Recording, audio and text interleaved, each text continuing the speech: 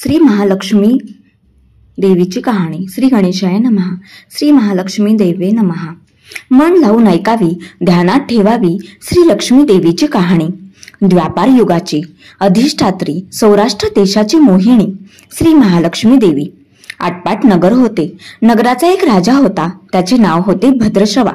तो शूर होता, दयाळू होता, प्रजादक्ष होता. देवा ब्राह्मणांना, साधू संतांना सुखवित होता, आनंद देत होता.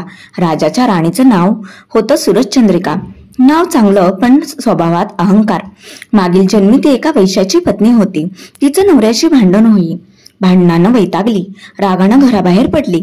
चालत होती अणवानी रानातून. तिथं तिला दिसल्या सुवासिनी. त्या करत होत्या लक्ष्मी देवीचं व्रत. ते तिने पाहिलं. त्यांच्याबरोबर तिनेही व्रत केलं. दुःख विसरली, दारिद्र्य गेलं, परिस्थिती सुधारली. देवीची भक्ती फळाला आली. कालांतरानं ती मरण पावली. पुढे तिचा पुनर्जन्म झाला. स्त्रीचा जन्म पुन्हा मिळाला, पण भाग्य उजळलं. भद्रश्रवा राजाशी तिचा विवाह झाला. ऐश्वर्यात लोळू लागली. गर्वानं ती फुगली. दास दासींवर रागावली. एकदा काय झालं, देवीच्याही मनात आलं, राणीला आपण भेटावं, मागच्या जन्माची आठवण द्यावी, ओळखते की नाही हे बघावं. राणी राजवाड्यात सुखाने राहत होती. राजाही तिचे कौतुक करे, तिचे लाड पुरवी. त्या दोघांना पुढे 7 पुत्र आणि एक कन्या झाली.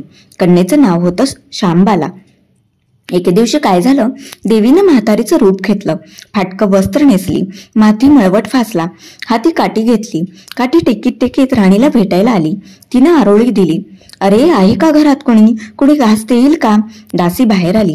म्हातारी दारात दिसली. तिनं विचारलं, कोण गो तू? आलीस कुठून? काय काम काढलं आहे? तुझं नाव काय?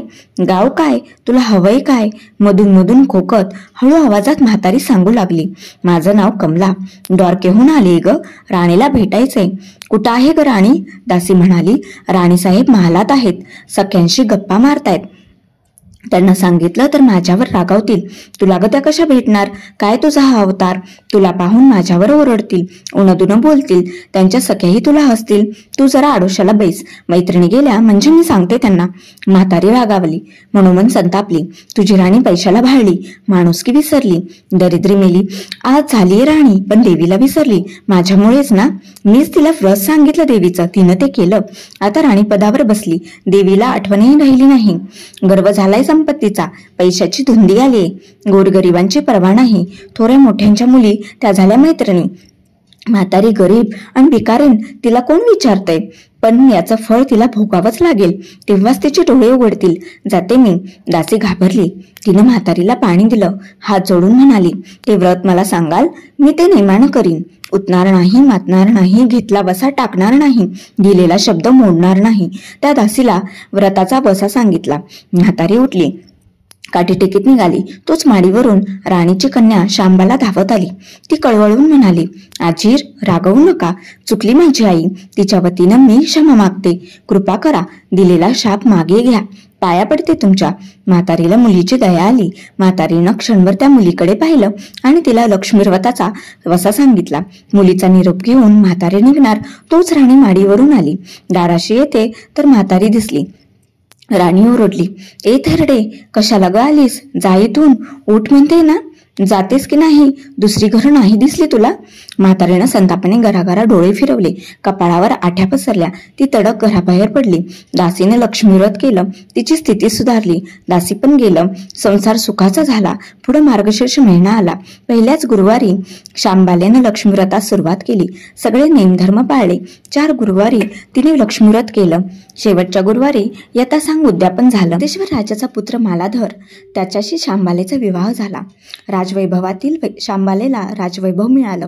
हा होता लक्ष्मीव्रताचा प्रभाव. सुखासमाधानानं संसार चालू होता. भद्रश्रवा व सूरजचंद्रिका राणीचे मात्र भाग्य फिरले. शत्रूने राज्यावर चाल केली. भद्रश्रवाचं राज्य लुबाडलं. सूरजचंद्रिकेचं राणीपद केलं. भद्रश्रवाला वाईट वाटलं. पूर्वीचे दिवस आठवले. राणावनात फिरून राजा राणी कष्टाने दिवस काढत होते. भद्रश्रवाला कन्येला भेटावंसं वाटलं. तो एकटाच निघाला. चालून चालून दमला. नदी काठावर विश्रांतीसाठी थांबला. नदीकडे येताना राणीच्या दासीनं भद्रश्रवाला पाहिलं. घाईघाईनं ती राजवाड्यात गेली.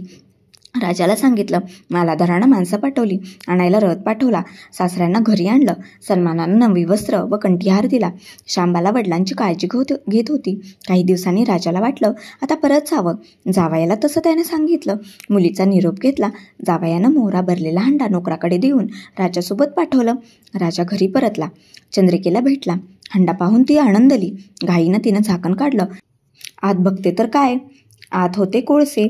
सूरजचंद्रिकेनं कपाळावर हात मारला. नशिबाला दोष दिला. नवऱ्याला सांगितलं. ते ऐकून तोही चकित झाला. दुःख पाठलाग करीत होते. दारिद्र्य सरत नव्हते. चिंतेचे सावट पसरत होते. काळजीचा वनवा भडकतच होता.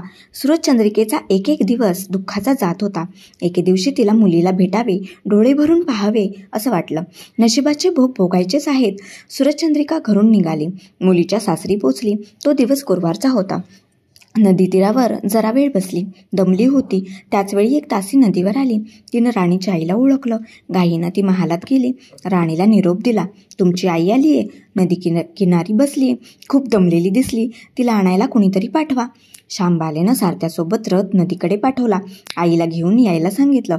आई रथात बसून महालात आली.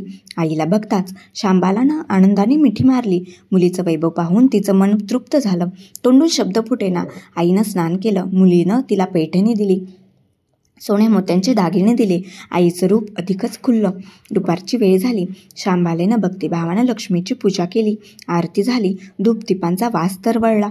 शांबालेचा कडकडीत उपवास होता. भोजनाची तयारी झाली. तिनं आईला जेवायला बोलवलं. सूरजचंद्रिका पाटावर येऊन बसली. पण ती एकदम शांत होती. तिला मागचा जन्म आठवला. लक्ष्मी देवीच्या कृपेने या जन्मी ती राणी झाली होती. ती म्हणाली, श्यामा, मी देखील तुझ्यासोबत उपवासच करीन. श्यामा म्हणाली, ठीक आहे. मार्गशीर्ष महिना होता. मुलीनं 4ही गुरुवारी व्रत केलं. ते आईनं पाहिलं. तीही उपवास करू लागली. देवीला भक्तिभावानं प्रार्थना करत होती. महिना संपला. घरी जायचा विचार ठरला. पोहोचवायला शांबाला सोबत गेली. 4 दिवसांनी शांबाला निघाली. मालाधर राजाने पाठवलेला पैशाचा हंडा घेतला. त्यात मीठ भरलं. तो नोकराजवळ देऊन पुन्हा ती सासरी आली. गप्पा मारता मारता वेळ कसा जात होता त्याचेही भान तिला नव्हते. मालाधरानं विचारलं, माहेरावरून काय आणलंस? शांबालेनं सोबत आणलेल्या हंड्याकडे बोट दाखवलं. मालाधरानं उत्सुकतेनं झाकण काढलं. त्याला काय दिसलं? मिठाचे खडे. अगं वेडे, मिठाचे खडे कशाला आणलेस? इथं मिळत नाही मीठ.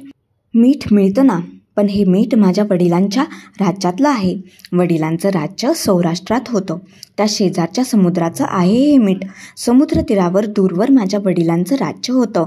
पण आज शांबालेच्या सांगण्यातली खोच राजानं हेरली. तो विचारात गुंगला. शांबाला म्हणाली, हे मीठ जीवनाचे अमृत आहे. अन्नाला चव येते ते मिठानंच. मीठ नसलेला पदार्थ अळणी. ज्याचं मीठ खावं त्याच्याशी इमाणी असावं. त्याचं रक्षण करावं. कामात कसूर झाली तर प्रसंगी प्राणही द्यावे. मालाधर राजा निश्चयाने उठला. त्याने आपले सेवक सासऱ्याकडे पाठवले. त्यांना बोलवून घेतले. भद्रश्रवाला काय झालं कळलं नाही. ताबडतोब तो जावयाकडे आला. दोघांची गुप्त बैठक झाली. विचार पक्का ठरला. भद्रश्रवानं अनुमती दिली. मालाधरानं मुख्य सेनापतीला तात्काळ भेटण्यास बोलावलं. सेनापती आले. त्यांनी मालाधराला वंदन केले. आज्ञा करावी महाराज, ते म्हणाले. भद्रश्रवांचं राज्य जिंकलेल्या शत्रूवर ताबडतोब स्वारी करा. प्रत्येक सैनिकाच्या हातावर हंड्यातल्या मिठाचा एक एक खडा ठेवा. शपथ घेऊन प्रत्येकाला झुंजायला सांगा. राजाची आज्ञा झाली. तसे सेनापतीने व्यवस्था केली. दुसरे दिवशी सोबत सेना घेऊन पेसावत शत्रूवर चाल केली. शत्रूच्या राज्यावर सारे सैनिक तुटून पडले. मालाधराचे सैन्य बेभान लढत होते. शत्रू सैनिक जमिनीवर कोसळत होते. सूर्य पश्चिमेकडे जात होता. अंधार हळूहळू पसरत होता. शेवटी मालाधराच्या सैन्यानं शत्रूचा फडशा पाडला. अपूर्व विजय मिळवला. भद्रश्रवाचं राज्य पुन्हा मिळवलं. मालाधराला व शांबालेला ही आनंदाची बातमी सेनापतीनं ताबडतोब कळविली. सैनिकांनी शत्रू राज्यातील खजिना लुटला. अफाट संपत्ती मिळवली. ती पोत्यात भरून मालाधराकडे आणली. त्यात सोन्याच्या मोहरा, बरीच नाणी होती आणि शस्त्रांचा साठाही होता.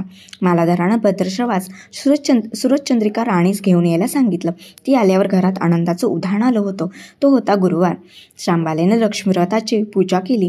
आरती केली. धूपदीपांचा सुगंध दरवळला. तिनं व तिच्या आईनं उपवास केला. रात्री देवीची आरती झाली. देवीला नैवेद्य दाखवून सर्वांनी पक्वान्नाचं जेवण केलं. मार्गशीर्ष महिन्यातला हा शेवटचा गुरुवार. लक्ष्मी व्रताचा शेवटचा दिवस, मंगल मुहूर्ताचा दिवस. मालाधरानं भद्रश्रवाचं राज्य त्याच्या स्वाधीन केलं. त्यानं या व्रताची सांगता झाली. राजा राणी सौराष्ट्रात आले. सूरजचंद्रिकेने पुन्हा लक्ष्मी व्रताचा वसा घेतला आणि तो अजन्म पाळला. घरची स्थिती सुधारली. राजाचे 7 पुत्र दूर देशाहून अचानक परत आले. त्यांना पाहून आईवडिलांना आनंद झाला. या व्रतामुळे राजा राणी सुखी झाले. दुःखाचे वादळ सरले. अशी 60 उत्तराची कहाणी. 5 उत्तरी सुफळ संपूर्ण. सर्वांनी देवीला वंदन करावं. त्यांचं घर सदैव आनंदित राहावे अशी लक्ष्मी देवीला प्रार्थना करावी.